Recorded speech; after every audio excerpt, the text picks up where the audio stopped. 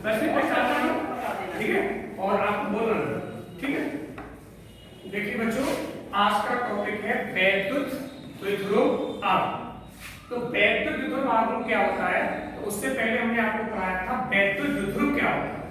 तो वैद्युत द्विध्रुव एक ऐसी युक्ति है जिसमें दो समान व विपरीत प्रकृति के आवेश यानी उनका मैग्नीट्यूड यानी परिमाण तो समान होना चाहिए, लेकिन नेचर कैसा होना चाहिए, अलग अलग। का मतलब होता है कि एक प्लस का है तो दूसरा माइनस का होना चाहिए, एक धनात्मक है ऋणात्मक होना चाहिए, जितनी वैल्यू इसकी है उतनी वैल्यू इसकी हो चाहिए, और वे दोनों आवेश एक दूसरे से अल्पतम दूरी पर स्थित हो, अल्पतम बहुत छोटी दूरी यानी 2l दूरी पर स्थित हो, तो वो युक्ति क्या कहलाती है, वैद्युत द्विध्रुव कहलाती है। ये हमने पहले पढ़ा।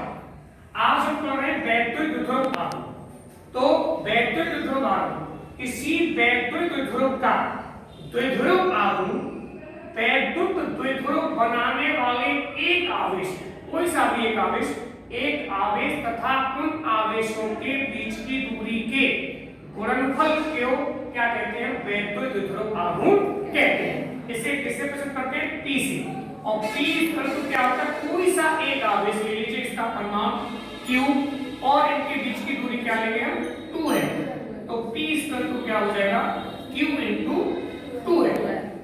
तो वैद्युत आघूर्ण हो गया Q into 2 है। अब आती है P की विमा। पहले लेंगे हम P का मात्रक क्या होता है, मात्रक। देखिए मात्रक क्या होगा, Q होता है आवेश, और आवेश का मात्रक होता है कूलाम। इसे C से प्रस्तुत करते हैं, किसे प्रस्तुत करते हैं, C से। और ये क्या है, बीच की दूरी 2 है, और 2l दूरी का मात्रक होता है मीटर, तो इसका मात्रक बन गया Cm यानी कूलाम मीटर। तो इसका मात्रक। अब आती है P की विमा। विमा क्या होगी, विमा में आवेश की विमा होती है 80 और दूरी की विमा होती है l, तो इसकी विमा बन गई LAT या AT, ऐसे बोल सकते हैं LTA, कैसे भी लिख दो, ये इसकी विमा। तो दोनों चीज पूछी जाती है, विमा, मात्रक और इसका फॉर्मूला। इसके बाद एक टॉपिक आता है, आप जानेंगे वैद्युत द्विध्रुव के कारण वैद्युत क्षेत्र की तीव्रता। वैद्युत द्विध्रुव के कारण वैद्युत क्षेत्र की तीव्रता। डाल लीजिए टॉपिक, वैद्युत द्विध्रुव के कारण वैद्युत क्षेत्र की तीव्रता।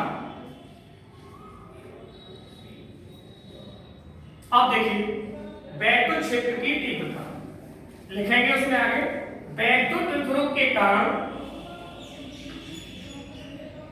वैद्युत क्षेत्र की तीव्रता 3 प्रकार से ज्ञात की जाती है। 3 प्रकार से ज्ञात की जाती है। नंबर 1, पहला पॉइंट होगा उसमें, नंबर 1, वैद्युत द्विध्रुव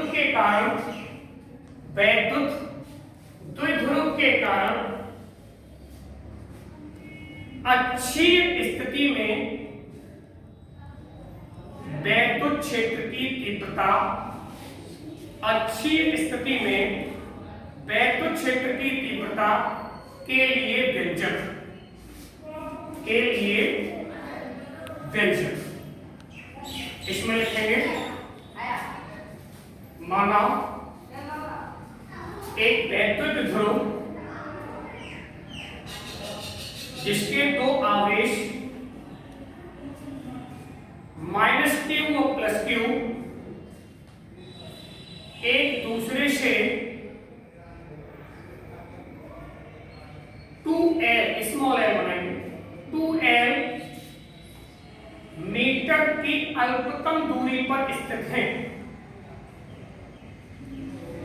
अल्पतम दूरी पर स्थित है।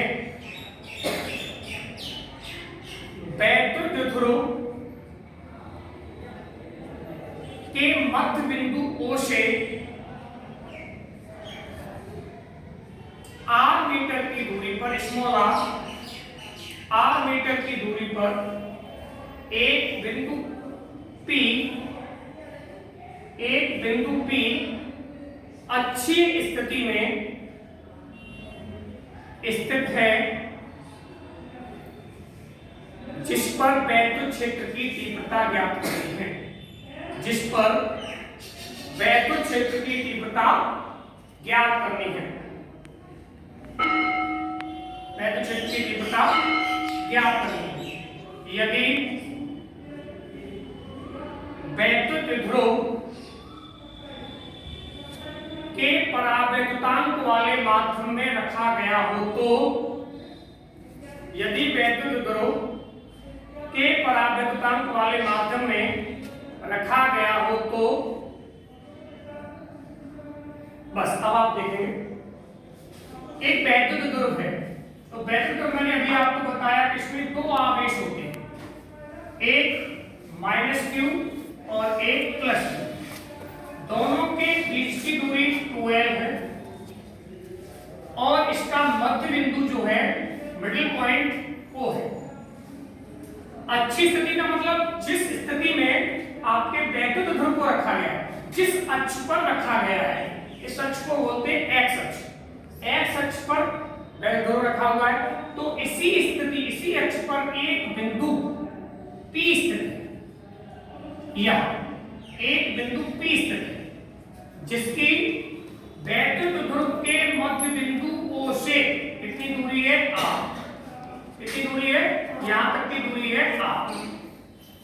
तो अब हम देखिए इस आवेश से दूरी निकालें, तो ये इसका मध्य बिंदु है O, तो यहां से लेकर के यहां तक की दूरी कितनी हो गई l, तो बीच की दूरी 2l है और मिडिल पॉइंट O है, तो आधी दूरी इधर बढ़ गई और आधी दूरी l इधर हो गई, ये भी तो l हो गई। अब हमें दूरी निकालनी है, ये बिंदु माना A हो गया, ये बिंदु माना B हो गया।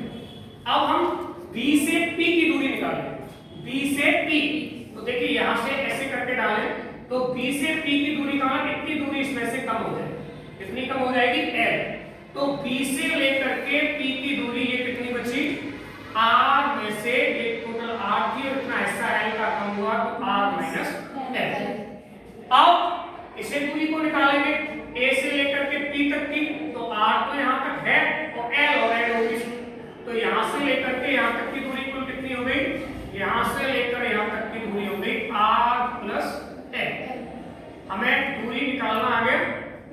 अब हम निकालेंगे वैद्युत क्षेत्र की तीव्रता, तो देखिए प्लस पहले हम निकालेंगे -q आवेश के कारण बिंदु P पर वैद्युत क्षेत्र कह लीजिए या वैद्युत क्षेत्र की तीव्रता कह लीजिए। फॉर्मूला होता है E = 1/4 पाई एप्सिलॉन नॉट, कितना आवेश है Q अपॉन यहां से कितनी दूरी है, इस आवेश से माइनस Q से, R + L का स्क्वायर, R + L का स्क्वायर। K और इसके साथ जोड़ देंगे, हमने लिखा है K परावैद्युतांक वाले माध्यम, तो K और L। अब बात आती है कितनी वैद्युत क्षेत्र की तीव्रता हो गई। वैद्युत क्षेत्र की तीव्रता एक सदिश राशि है, तो सदिश राशि है तो इसकी दिशा किधर होगी, तो P पॉइंट पर निकाल रहे हैं। तो हमारे एक हमने पहले बताया था, चैप्टर आपको स्टार्ट किया था कि वैद्युत क्षेत्र की तीव्रता माइनस आवेश की ओर और प्लस आवेश से दूर, हमारा माइनस आवेश किधर है, इधर निकाल दूं, यहाँ है तुम्हारी E1 हो जाएगी इधर, E1। तो E1 की दिशा कितनी हो जाएगी, हम कहें तो P से A की, किधर होगी, P से A की ओर इसकी दिशा लिख दी। अब +q आवेश के कारण, +q आवेश के कारण बिंदु P पर वैद्युत क्षेत्र, आपको नहीं दिख रहा होगा, मैं यहां लिखूंगा, देखिए वैद्युत क्षेत्र, इसके लिए E1 हो गया। अब हम निकालेंगे E2। E2 कितना आएगा, 1/4 पाई एप्सिलॉन नॉट के, इसका भी आवेश वही है Q, लेकिन इसकी दूरी कितनी हो गई, R - L, इस आवेश R माइनस एल का स्क्वायर। अब इसकी दिशा किधर होगी? मैंने बताया प्लस आवेश से दूर, तो दूर का मतलब इस साइड। ये हो गई E2 किधर हो गई? P, देखिए इस आवेश से इधर, तो P से B किधर जा रही है? सॉरी, B से P की इधर गई ना। अब दोनों दिशा निकालनी, B से P की। अब हम निकालेंगे कि दो तीव्रताएं उत्पन्न हुई विद्युत ध्रुव के कारण, एक तो E1 और एक E2। अब दोनों उत्पन्न हुई, तो अब इनका परिणामी तीव्रता कितनी होगी? जब दो तीव्रताएं, दो वेक्टर राशियां, दो सदिश राशियां अगर एक दूसरे के अपोजिट होती है, तो हमने फर्स्ट ईयर में पढ़ा था कि उनकी परिणामी तीव्रता उनके अनुपात के बराबर होगी, यानी परिणामी उनके अंतर के बराबर होगी। सॉरी, तो क्या होगी? परिणामी तीव्रता कितनी होगी?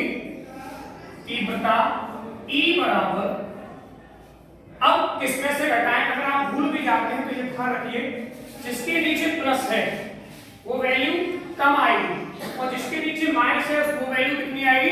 वो ज्यादा होगी। तो ज्यादा वाली में से कम वाली घटाएंगे, तो आपको ध्यान रखना होगा E2 माइनस E1। अगर भूल भी जाते हैं सवाल लगाने में, तो ये ध्यान रखेंगे कि इसमें माइनस के नीचे वो उसमें से प्लस वाली घटाएंगे। अब दोनों वैल्यू को रख दीजिए। आपने वैल्यू रखी, देखिए 1/4 पाई एप्सिलॉन नॉट के Q upon are minus L का स्क्वायर, इतनी वैल्यू याद रखेंगे। 1/4 पाई एप्सिलॉन नॉट के और q upon are plus L का स्क्वायर। पर ऐसा लिख देता हूं, देख रहे यहां तो पड़ गया, यहां से 1/4 पाई एप्सिलॉन नॉट के Q upon are minus L का square minus 1/4 pi epsilon not के Q upon are plus L का स्क्वायर। अब इसमें से कॉमन ले लीजिए, क्या क्या चीज आपको दिख रही है? 1/4 पाई एप्सिलॉन नॉट के और क्यू, ये चीज कॉमन हो गई। इसमें से बचा 1/r माइनस एल का स्क्वायर, और ये बचा माइनस 1/r प्लस एल का स्क्वायर। अब देखिए आप इसमें से 1/4 पाई एप्सिलॉन नॉट के क्यू, अब आपने इसका एलसीएम लिया, तो देखिए क्या आया? r माइनस एल का स्क्वायर और r प्लस एल का स्क्वायर। r माइनस एल के स्क्वायर से ये कट गया, वर्ग के साथ इसका मल्टीप्लाई करेंगे तो ये बचा r प्लस एल का square minus r minus L का स्क्वायर। अब देखिए 1/4 पाई एप्सिलॉन नॉट के, इसका होल स्क्वायर खोलेंगे तो देखिए a square plus b square plus 2ab 2rl। अब इसका स्क्वायर खोलेंगे इसे r square plus l square minus 2rl upon नीचे वर्गांतर लगा देंगे a माइनस b और a प्लस b, तो a square minus b square का होल स्क्वायर। क्लियर? एक मिनट अभी आप तारीख स्टॉप करिए। और k 2p अपॉन r। अच्छी स्थिति, अगर ये k आया, k क्या होता है? माध्यम का परावर्तन। माध्यम का परावर्तन क्या होता है? पहले हम समझ के वैसे फिर रिपीट कर देते हैं कि अगर दोनों आवेशों के बीच में मैंने कोई कागज लगा दिया, तो इसकी तीव्रता क्या हो जाएगी? कम हो जाएगी। या मोम लगा दिया या कांच लगा दिया, ये परावैद्युत पदार्थ है। अगर ये चीजें मैंने इसके बीच में यहाँ रख दी, तो यहाँ वैद्युत क्षेत्र की तीव्रता में कोई प्रभाव पड़ेगा, कम हो जाएगी। इसको ही कहते हैं परावैद्युत पदार्थ, और इसका नाम होता है परावैद्युत। अब अगर इनके बीच में कुछ न हो का मतलब वायु तो रहेगी, वायु हो तो k का मान क्या होता है? Note number. फिर k का मान हम लेते हैं, k वायु के लिए या निर्वात के लिए k का मान 1। k का मान 1 रखेंगे तो हमारा फॉर्मूला निकल के आ जाएगा E = 1/4 pi epsilon not. k की जगह 1 कर देंगे तो k हट गया, क्या बचा? 2p/r3। ये आपका फॉर्मूला निकल के आ गया। ये जब लगेगा जब वैद्युत ध्रुव किसमें रखा गया होगा? निर्वात या वायु में। अगर k परावर्तन वाले माध्यम माध्यम में रखा गया होगा तो ये लगेगा, और निर्वात वायु में रखा गया होगा तो ये लगेगा। ठीक है, यही आपका एक विद्युत की तीव्रता का टॉपिक समाप्त होता है। फिर आपका अगला टॉपिक है वैद्युत ध्रुव के कारण निरक्षीय स्थिति में वैद्युत क्षेत्र की तीव्रता के लिए